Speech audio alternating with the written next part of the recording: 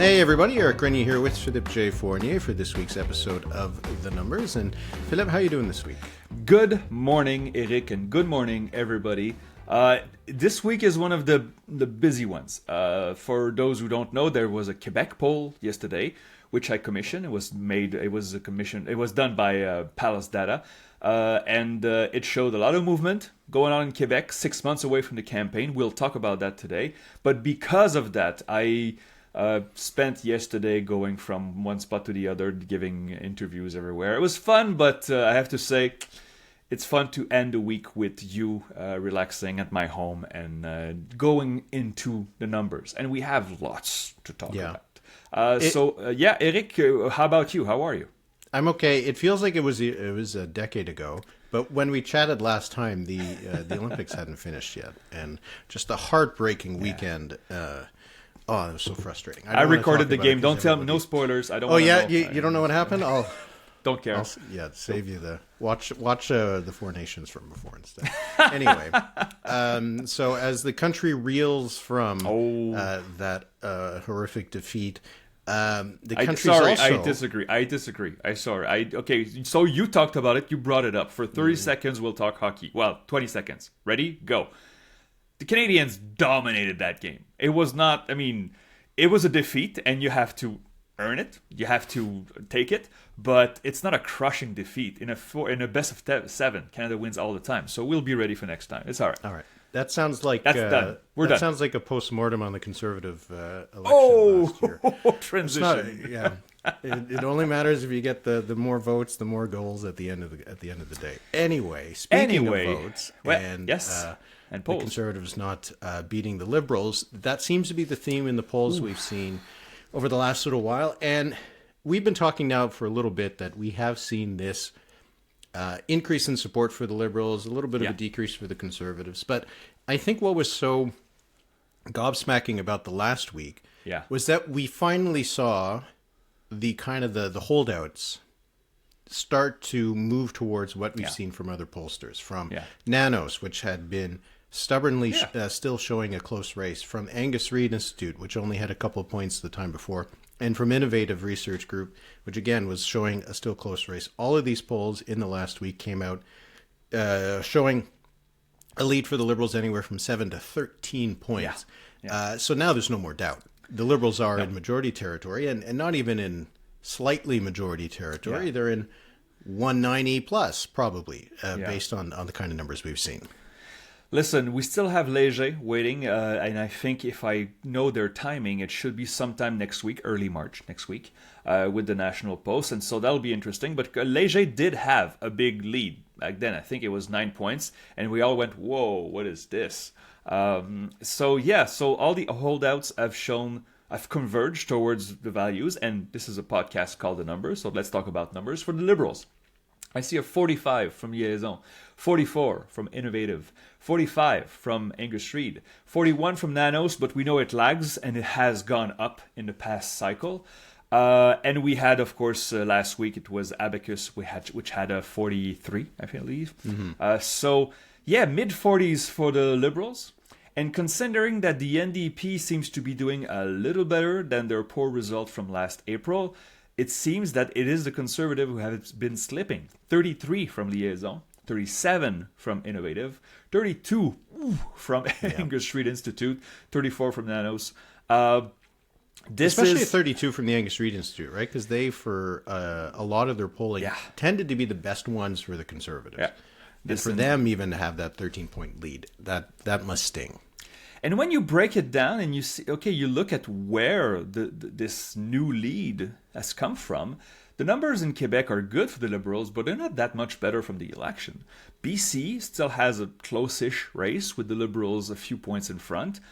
We've seen Ontario, really the gap in Ontario has widened in favor of the Liberals. And we cannot not talk about it. There's something going on in Alberta. Alberta, which the Conservatives had 64% of the vote in the last election, against 28 for the Liberals.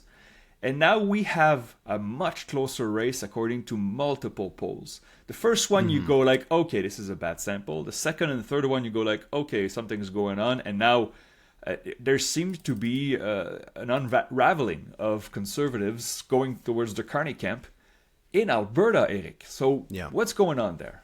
Yeah, that is really what's really surprising to see. So we had seen a poll done by Main Street Research for the Western Standard, which is not exactly a liberal-friendly publication, we'll say that. They had a poll that had 48 for the Conservatives in Alberta, 45 for the Liberals. And people were talking about it on our Discord for our members. Everybody was kind of scoffing at this. How could this be possible? This is such a rogue poll. And then we saw from Liaison just this week, a 48 for the Conservatives, 37 for the Liberals. And we saw from the Angus Reid Institute, again, one of the pollsters that tends to have better numbers for the Conservatives, particularly, I'd say, in the West, which is probably one of the reasons why they've been closer to the mark in the past, because we often see from other pollsters that they underestimate Conservative support in Saskatchewan, in Alberta. Not seeing that from the Angus Reid Institute in the past. And in this poll, had 44 for the Conservatives, 40 for the Liberals. So this is not just one weird poll. This is now 3 polls done in different ways, IVR with Liaison and Main Street, online from the Angus Reid Institute, finding this remarkable kind of result that we wouldn't expect. And what's bizarre about it is that when we saw the Conservatives last do a little poorly in Alberta, it was in the 2021 election.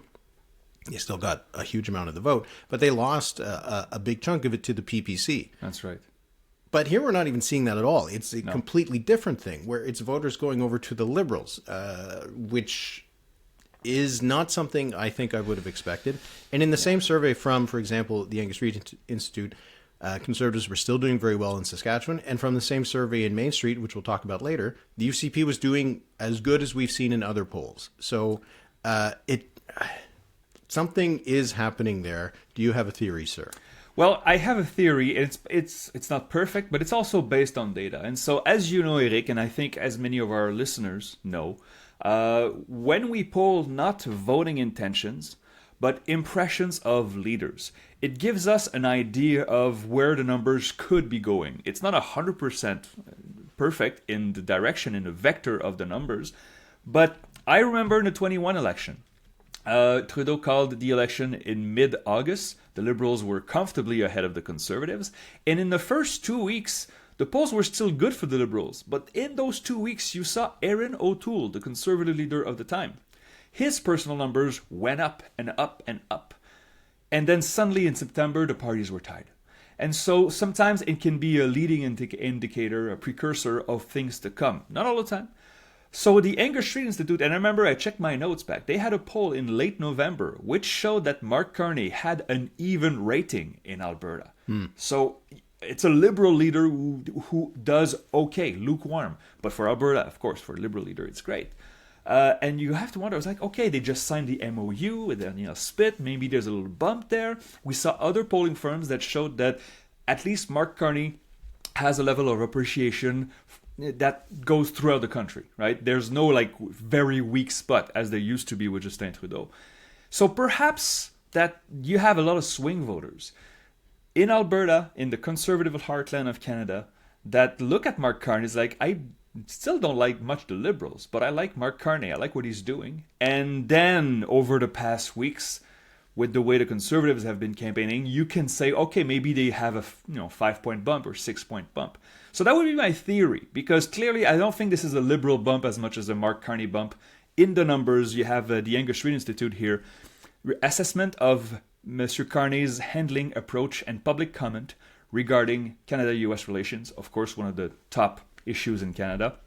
In Alberta, 54% great job, 39% terrible job. So that's a plus 15 on Canada-US relations in Alberta for the Prime Minister. And should I add, just before I let you give you the mic here, that in Pierre Poilievre's speech at the convention, it was really thin on Canada-US relations. It's like Monsieur Poilievre decided to really focus on issues that are important, but he did not approach this issue very deeply. So that could be a hypothesis of what's going on here. One of the other hypotheses I would say would be the Alberta referendum issue. Yeah. Over the now, I'm not sure. I'd have to look at the dates, but the last time we chatted, Danielle Smith, I think later that day, gave her announcement about the referendums. Yeah. We'll chat a bit about that That's later. Right. But clearly, this has become an issue in Alberta politics, and we've seen that at the provincial level, there's a clear partisan split. All of the, well, not all. Well, yeah, we'll say virtually all, yeah. Yeah, but virtually every person voting for the New Democrats would vote to stay in Canada, whereas the UCP is kind of split between those who would leave and those who would stay. Federally, we also see that the vast 90+% of people who would support for the Liberals would vote to stay in Canada, whereas in the Conservatives, it's half and half. Yeah. So I'm wondering if this is also a bit of a partisan split that is pushing Alberta sovereignists, well, keeping them within the Conservatives, but pushing those who want to stay within Canada to the Liberals, so that this issue is actually causing actually a huge amount of problems, I would say, for Pierre Poilievre, if it is the case that he's lost 15 to 20% of the electorate, which is just nuts, over this issue, because they see that Carney is stronger on federalism and defending Canada and this kind of stuff.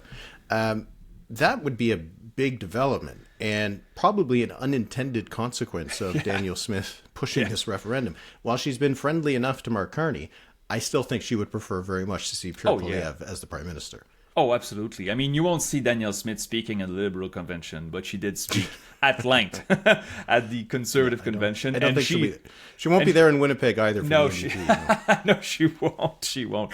But I mean, on the convention floor, Danielle Smith was a superstar. Like she had a bodyguard there, but good thing, because everybody wanted to take pictures with her, talk with her. The media was really wanting to have an interview with her. It's just that, we always, when we compare Alberta separatists, or the separatist movement in Alberta, we often compare it to Quebec, and I'm guilty of that too. But there is something to say that, for lack of better option, if you want to stay in a united Canada, sometimes you fall back on the default option. And in Quebec, it's the Quebec Federal. It's the Quebec Liberals. Could there be such a move? It's a fair hypothesis. I think we need more data on this, but it's true that we cannot ignore the fact that, the UCP, well, you said it's half and half. The UCP was a majority of people who at least lean towards depends on voting. the poll, I guess. It depends on the poll, but there's a clear separation there. And so, if you want to talk about the potential referendum, which has many questions but not one about separation, that should happen in the fall I mean, is this Danielle Smith, and by extension the Conservative movement in the West, trying to appease the separatist movement? Because trying to appease doesn't always work. Sometimes it reinforces their beliefs and their movement. Looking forward to see numbers on this. We haven't had, since she announced the referendum, I don't think we've seen new numbers on this. I didn't see any, but you would think that it's coming, that pollsters are getting ready to poll on this. But it could be a hypothesis. Good numbers for Mr. Carney so far in Alberta and in the West. And then Danielle Smith having this juggling act with the separatist. It's going to be very interesting to see where it goes. It's just I don't see anything good coming from this for Pierre Poilievre. No. Well, you look at these numbers. Okay, so we had two polls that had 48% for the Conservatives in Alberta, and Angus Reid has 44, and the Liberals are between 37 and 45. Now, granted, the sample sizes in Liaison and Angus Reid are a little bit smaller. Yeah. Main Street poll was like an Alberta poll. It was 1,500 people. How many seats are the Liberals winning? How many seats are the Conservatives losing if they are somewhere around 40% in Alberta? I had discussions with several journalists and data journalists in Ottawa, and they looked at the map and they tried to figure out, okay, so every seat in Alberta, which resulted in a Conservative victory by fewer than 10 points, would suddenly be in play. Now, again, as a default setting, I would always say, well, the Conservatives should win this. there's no safe seats in the Liberals in Alberta. Even in Edmonton Centre, it's not safe. But with these numbers, it would be. And so perhaps if those numbers hold and even improve, if we have a near tie in Alberta or a small conservative advantage in Alberta, you would have to think that the federal map in Alberta would look closer to what it does in provincial scene, with red instead of orange. Edmonton, I mean, the provincial level, you know this, Eric, and when you look at Edmonton provincial map, it looks like an island. It's entirely orange, and it's surrounded by dark blue around it. If you're the federal Liberals, you say, okay, that's the map we want. All the urban seats and the suburban seats, the mostly densely populated seats, should be attainable for us. It's just that, my goodness, can you imagine an election where the Liberals win 10 seats in Alberta? It's just unfathomable. I just can't see it, but the data is the data. I mean, it's that's what the data says. That doesn't mean I believe it. So. Yeah, well, that's it. Like, I mean, if you plug in the Main Street numbers, at least the province-wide numbers, into a model, you get like 17, 18 seats, which is insane. My God, it's most of Edmonton, most of Calgary, and maybe like Lethbridge. It's just very hard to believe. That doesn't mean it's not true. I mean, these are the numbers. The numbers are the numbers. You know, even if the polls have traditionally underestimated the Conservatives in Alberta, they don't underestimate them by 20 points. No, it's like maybe 5 points. 5-10 at the most if it's a really bad polling kind of error. But it's just something that we have to keep an eye on, because I don't think the Conservatives had this in sort of their playbook of things to worry about, that they would suddenly have to worry about a lot of seats in Alberta. But even the Liberals don't even kind of need them, right? Because an extra 10 seats in Alberta, based on the current numbers, they're not they're not 10 seats over the majority threshold. They're 15 to 25, 35. So, like, even if these numbers weren't real, probably wouldn't make any impact on the idea that the Liberals are still in that majority territory. Wow, that's incredible, though.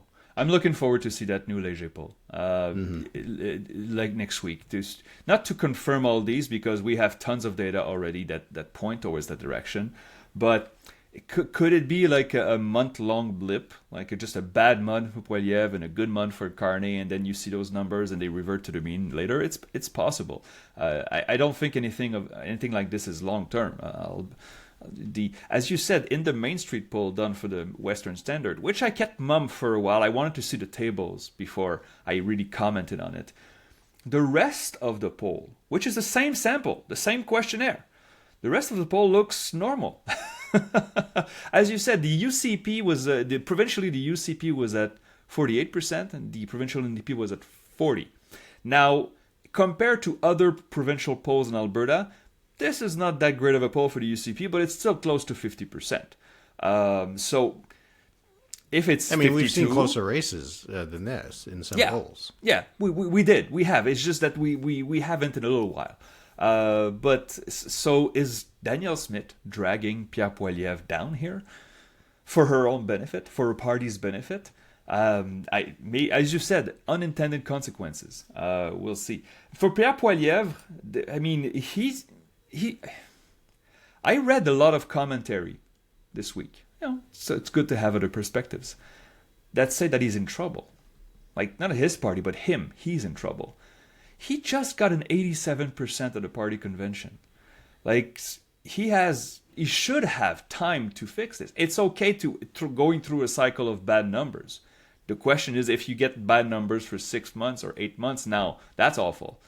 But do you think that Pierre Poilievre is in trouble, Eric? So he got a good result from the delegates at the convention. So I think it's fair to say that the membership of the party, the grassroots of the party, still behind him, and probably not going to abandon him that quickly just because of some bad polling numbers. Yeah. But I don't think the danger is from within his own membership of the party. The membership is still very supportive of him. It's one thing when the polls were still showing, at least some of the polls were still showing, that the Conservatives were within maybe even the margin of error of the Liberals. So you could argue that, okay, fine, Poilievre's personal numbers might not be so good, but the Conservatives are still really competitive, still have a good shot to win. But the fact that we see in these polls a 33 from Liaison for the Conservatives, 32 for the Angus Reid Institute, 34 for Nanos, 37 for Innovative is the high. 37 is the high. Yeah. Jeez. Yeah. Does this cause a bit of a vicious cycle for Pierre Poilievre, that his poll numbers start to get bad, which makes him look like less of a winner, which starts to drag his numbers down, which maybe encourages some more floor crossers to go over to the Liberals, because it looks like, they're going to win. They would win an election anyway, so might as well try to save their own skins and move over to the Liberals, which then causes Pierre Poilievre to look in a worse position, which could then drag his poll numbers down even further. At what point does that have an impact on members, but they don't really have any ability to remove them? But does it have an impact on caucus? Does it I don't think he's in that much real danger. I don't either. Yeah. But only now. If he's still in this position in a year, if he's still in this position over the summer, if he's still in this position over the holiday break at the end of the year, I don't know. I think that there's a possibility that the pressure might get too strong for him. So he needs to see these numbers improve. He needs to get back into the race to, I think, take the pressure off of him, take the heat off of him. Because otherwise, you can't trail in the polls by 10 points for a long time and hold on to your leadership. Just ask Justin Trudeau, right? Yeah. Well, he did hold on to it for 2 years, but he was prime minister. That's a but at that point, difference. it got down to 20 points. That's right. That's right. Oh man, you say the holidays. Okay, we're in late February here. That's too much for me. I mean, you would have to think that they let the spring, they let the summer, and then the House resumes sometime in September or early October. And if the numbers haven't gotten better, you have at least to explore the possibilities of changing the leader. The thing is, again, is there anybody at the top of the Conservatives that would do better? Pierre Poilievre is beloved by the Conservative base and the membership. A membership that gives a huge boost in a confidence vote. I know not everybody voted in that vote, but those who don't show up, for me, they don't show up, right? They don't care enough to oppose, which means exactly. that they're fine with them. Yeah. The membership would revolt if the MPs, the Conservative MPs, push Poilievre out right now. I'm just not sure about the argument anymore that would anybody really do that much better. If the Conservatives end up starting to get to an average of 32, 34, then he's doing no better than Andrew Scheer or Aaron O'Toole did. So at that point, he's a replacement level Conservative. Like he's not actually doing better than the generic Conservative leader. I'm not sure if he's there yet, but I mean, for these three polls, three of these four polls have him at Scheer and O'Toole levels. They did not survive. So as leaders of the party, although Andrew Scheer has managed to keep himself close to the leadership, nevertheless, but. We'll have to see where this goes. This feels like either the beginning of a long-term trend or a bit of a blip, and we see a reversion to the mean. I'm not sure which one this is just yet. And also, if this Liberal lead, Conservative weakness, a lot of it is built on a big shift in Alberta, I wouldn't bank on that holding for a long time. Yeah, exactly. The last poll that had the Conservatives at 40% among decided voters dated January 12th in my middle date. That's Abacus data, which had a tie in early January. So we're closing in on 2 months without the Conservatives at least matching their April election results. It could be not a blip anymore. It could be a passage of a few months, but 2 months is not a blip anymore. So, tough times ahead for the Conservatives. It's just the party is polling better than Poilievre. That's the problem. Mark Carney is polling ahead of the Liberals, and that's not the case for Carney. For Poilievre, we mentioned this before. It's still true. I mean, I know a lot of people reject that tracker, but the numbers from Nanos Research, the preferred PM tracker, if you don't like the absolute numbers, at least you have to believe the trends because they are congruent. 54% choose Carney, 23% choose Poilievre. And this is in a poll where the Conservatives are at 34%. So again, Pierre Poilievre gets about 80% of Conservatives, nobody else, whereas Monsieur Carney at least gets some support from all the parties as preferred PM. This is a bad number. I didn't think it would reach a 30-point gap, and it did, 31. So. All right, let's move on to some of the provincial stuff. Now, we already kind of tackled the Alberta poll from Main Street, so why don't we move on to Quebec? We had a new poll from Palestata, which was commissioned by you and L'Actualité. And then we also had the by-election that happened in Chicoutimi. Now, we discussed this on our episode of Les Chiffres yesterday, so if you want to hear a more in-depth conversation of it, you can, in French, you can find it on YouTube and on other podcast apps. You can also practice your French. Yes, absolutely. Thank you. I will. Thank you. No, not you. The listeners. Yeah. Why don't we start first just with the by-election, just to give people a kind of a quick overview of what happened. The Parti Québécois, they won in the riding of Chicoutimi. Now, Chicoutimi is located in the Saguenay-Lac-Saint-Jean region, traditional stronghold of the sovereignist movement. I think it voted 60%. Oh, it was closer to 70. Yeah. There you go. So they got 45% of the vote. It was a jump of 31 points. The Quebec Conservatives finished second with 26. They were up 18. The CEQ dropped 50 points. 50 points. Half of the entire electorate. And finished third with 12%. So that's from 62 to 12. That's 50. The Quebec Liberals went from 3% to 9%. And the Quebec Solidaire dropped 6 points to around 5%. So seems like a big win for the PQ, but at the same time, a lot of people have been like, well, it could have been even bigger. Listen, it's a big win for the Parti Québécois. They will take it. They worked hard on it. It reflects the polling that we've seen for the past 2.5 years in Quebec, which has shown the Parti Québécois taking the lead. It is also true, however, I mean, two things can be true even if they seem contradictory, that Chicoutimi used to be much stronger for the Parti Québécois. We regularly had 60% and above as a result for the PQ. Now it's 45%. But a win is a win. Also, if you make comparisons to the 90s, you have to remember we had 2.5 parties back then in Quebec, and now we have 5. So obviously the vote will be further split, which could explain why the PQ only had 45%. They should be happy about this. But they also should not overreact to this by thinking that it's representative of the rest of what's going on in Quebec. I made you the analogy yesterday. There's a riding in the Outaouais, which is Hull. Hull has been a liberal stronghold for almost forever. But in 22, the CEQ won Hull by a slim margin. If there was a by-election today in Hull, the Quebec Liberals would win it. But could we conclude that, there's a wave of Quebec Liberals going through Quebec? No, it's a local event. So again, I don't want to ruin their parade. It's a good win for the PQ. It's not overwhelming either. And the next day, it was polled that weekend, shows that the Parti Québécois province-wide has lost 4 points compared to January. So good news and bad news for the Parti Québécois in the past week. Yeah, the Palestata poll, so it had 30% for the Parti Québécois, 27% for the Liberals, 16% for the Conservatives, 14% for the CEQ, 10% for Quebec Solidaire. So we've seen, as you mentioned, a drop of support for the PQ. They're still leading. They still have about a 19-point lead among Francophones, which is electorally decisive. But we've seen a jump for the Liberals with their new leader, Charles Milliard.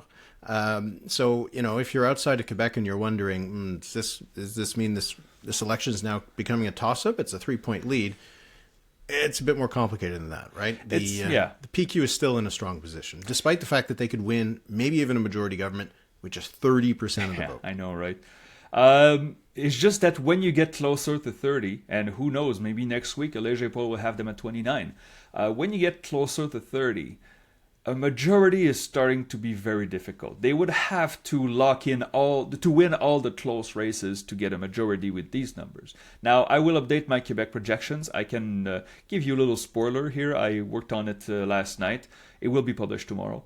So the PQ is right at the threshold of a majority. Whereas they had been comfortably in majority territory for almost 2 years now. So I've seen people ask me, could the PQ blow this? Well, right now they're not blowing it, but they could fall short of a majority, which would you would think is normal when you have 5 parties that are getting significant shares of the vote. It's just that a PQ minority, we've seen that happen before in 2012, and it didn't last long because nobody wants to team up with the Parti Québécois. I'd say even less than even then. Today, yeah. I feel like in 2012, 2014, Quebec Solidaire and Parti Québécois were a little bit closer. Now it seems like it's a blood feud between them. Yeah, well, that's true, but also Quebec Solidaire had 2 seats then. But yeah, I know that's true. That's a good point. But when you just go online comments, and not comments from trolls, but from MNAs and from staffers and from even party leaders, there's real animosity between the sovereigntist parties, the one on the left and the one on the center, as the PQ is, and they would have to bridge that gap if we find ourselves in a minority, or it's Éric Duhem and the Quebec Conservatives that could hold the balance of power if it's a minority. Now, I know we're getting ahead of ourselves here. Mm-hmm. It could revert back, but this was a bad poll for the PQ. If the referendum promise from Paul Saint-Pierre Plamondon was a great strategy when he was at 15% in the polls. And he got all the way up to 35%. And now you realize, okay, but sovereignty is not polling better. In fact, it's polling worse than 2 years ago now. We had, on sovereignty, we had the Yonge Street Institute, we had Léger and Palace, and the support for sovereignty was 27, 29, and 32. You need a 40 in there to at least be in the ballpark, to be even close. And so if Paul Saint-Pierre Plamondon actually in his speech after the victory in Chicoutimi receded a little bit, he said, we'll discuss having a referendum maybe later in our first term, jumping the gun a little bit, which I think is a sound strategy. Is just that we have waited for him to walk on the paint, walk it back for many months. And perhaps he's opening the door to that. So it could be a new strategy going forward in the campaign. Yeah, if the promise still is referendum in the first mandate, but we'll see how things go in maybe later. 3 to 4 years. Yeah. If things are still looking any good in 3 or 4 years, then either he has to break his promise or launch a referendum campaign that that they're certain to lose. The Palace data poll had 32% support for sovereignty, 60 against. So, if you're looking at the news just kind of casually, you're like, oh, PQ winning another by-election. Hey, they're up ahead again in the polls. I mean, this country must be about to fall apart. Support for sovereignty is among the lowest it's been in a long time. Like, even when it wasn't really on the front burner anymore, it was still usually get 35, something like that. Yeah. It'd get 40 in the 90s when it was bad polling. It's a referendum coming at a time when it is seemingly the least propitious, the least likely to have a referendum. There's been many other times over the last 30 years where it would have made more sense, which I think is still the biggest vulnerability that Paul Saint-Pierre Plamondon has going in that campaign. If the campaign becomes referendum every day and he has to defend it and he's being attacked by it, but how could it not be? How could it not be? Well, I know, but that's it. Yeah. And that 30 suddenly becomes a 29, suddenly becomes a 28, and then it's an entirely different ballgame. Can you imagine if it's completely plausible, if not almost maybe, well, I wouldn't say likely, but you could have the party that wins this election not reach 30%. Yeah. Oh, yeah. It's possible. It's possible. Like you could, if the CAQ with a new leader, which is probably gonna be Fréchette, we'll get on that later, gets up to 16-17%, and the Conservatives hold their base, and Quebec Solidaire finds a way to do like the Ontario NDP and save some of their incumbent, even though their numbers are tanking, and the Liberals do a little bit better. You could have a result which is like 28 PQ, 26 Liberal, 19 CAQ, 16 Conservatives, and it's completely split every which way, and a nightmare to model. Mm-hmm. Still fun though, but it's possible. I really wonder about this. About Charles Milliard and the Quebec Liberals, just before we move off of Quebec here, I was asked, is this a Milliard effect? Like the 3-point bump? Because it was also 3 points among Francophones, which is not nothing. It was beyond the margin of error of that subsample. It's too early to tell. I don't think Milliard has that much of an effect because his personal numbers are not that great. It's just that at least it's in the right direction for the Quebec Liberals. Can you imagine if the first poll with Milliard shows, oh, the Liberals dropped 3 points? What would we say? We would say, oof, that's a bad start. So I don't know if it's a good start for Milliard, but at least it's not a bad start. It's a good starting point for him to hope to gain a little bit more of the Francophone vote. All right, we got another poll from Ontario. This one from Liaison, which you always love it when you see a politician reacting to the polls, which happened with Doug Ford. But they don't look at the polls. They don't look at the polls. No, they don't look at it at all.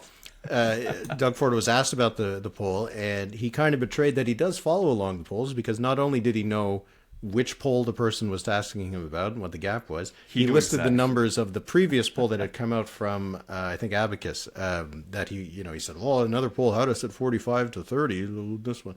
So anyway, he didn't like this poll very much.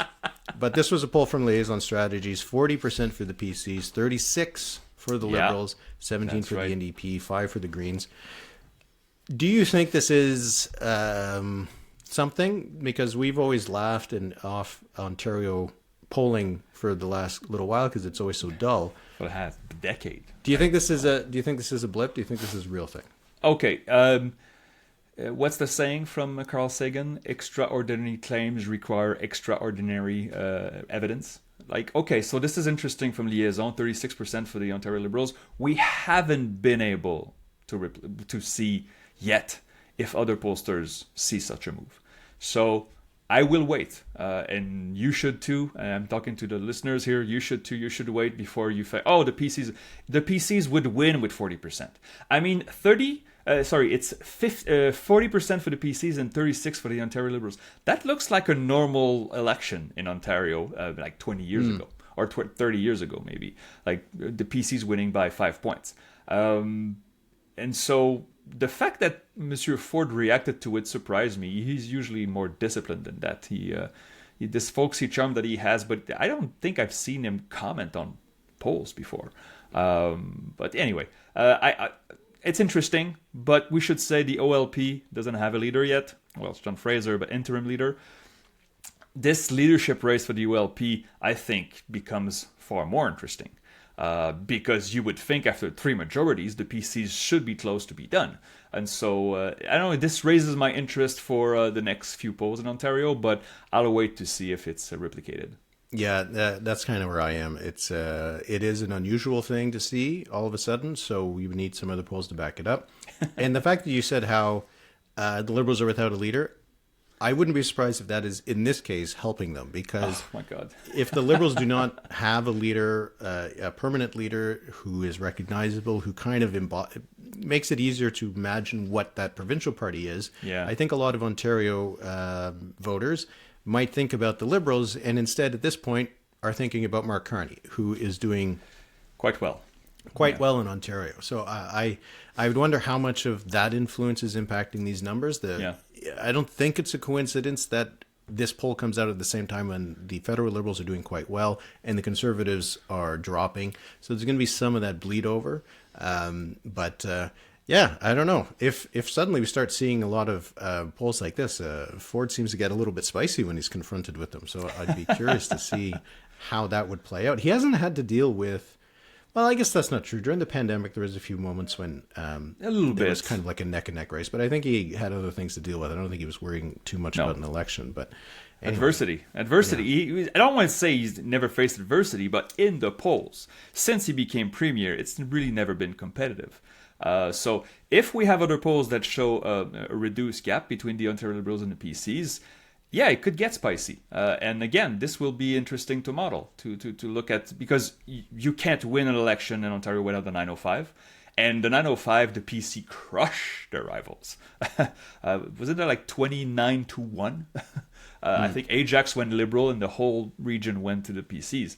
So we'll look at this. But a month ago, we scoffed at, good numbers for the federal Liberals in Alberta, of all places. That's not happening. We'll see a month from now. So, all right. Well, that takes us to the end of the podcast. We'll do our number of the week. Do you want to go first, or should I go first? Yes, I'll go first. So overall, I mean, it's a topic that's been discussed before, even by us, but it's new data that I want to bring up. Overall, would you say you have a favorable or unfavorable view of the United States? Ah, you stole mine. Okay. Really? Yeah. 21% favorable. Virtually all of them conservatives. What is it? 74% unfavorable. And now, I just said most conservatives. Among conservative voters, the unfavorable is 51 and the favorable is 46. This is much lower for the United States among Canadian conservatives than we've seen in the past. So it seems to be a general movement across partisan lines. All right. Well, I'm going to... Sorry. Since you didn't mention one of the numbers, I will say that my number is going to be 93. Okay. That was the percentage of Liberal voters who said they have an unfavorable view of the United States. How can you not? Which is insane. That's that's like unanimous. Yeah. 93%. I know. And I don't think it's unrelated to the bump in the polls we've seen for the Liberals. We know in the last Abacus poll, among people who say that they list Donald Trump and the U.S. administration one of their top issues, the Liberals had, I think it was a 44-point lead over the Conservatives as who they preferred. So yeah, I thought that was insane, and I think that if you're an American who has to deal with the United States or deal with Canada in the future, this is a problem, right? Because views of the United States tended to be a bit partisan linked. Like if you're Republican president, conservatives tended to like you more, and blah, blah, blah. But this is almost like a unanimous. How are you going to reconnect with center and center-left Canadians if they've almost unanimously decided they don't like the United States anymore? I think this is like an important problem because, like it or not, I mean, they're still going to be our neighbors for until the plates shift and we separate. Anyway. Listen, man. Nuts numbers. I'm glad you say that because I say the numbers and I had a smile on my face because I'm baffled by these numbers. This is not good news for anybody. Like, it's not normal that we have such a negative view of the neighbor and the trade partner that we have. Like, this is not normal, and it's not good for anybody. It's not good for business. It's not good for the economy. It's not good for foreign relations. I really, truly hope it gets better. But right now, the numbers are what they are, and Angerstein is not the only one who sees this. So yeah. Anyway, so that'll be that was a bit of a downer. Attention too. Well, yeah, but the positive thing is it's almost the weekend. So that's right. Anyway, I hope you have a good one, Philip. And of course, if you want to support the podcast, you can go to thenumberspod.ca. You get early ad-free access to the episodes. We have bonus episodes. I think we're going to do one next week. Yeah. I think we're going to probably do a mailbag, so you can keep an eye out for some questions for that. And Philippe, other than that, enjoy the weekend, and we'll chat next week. Merci beaucoup, Eric. Thank you, everybody. Have a great weekend.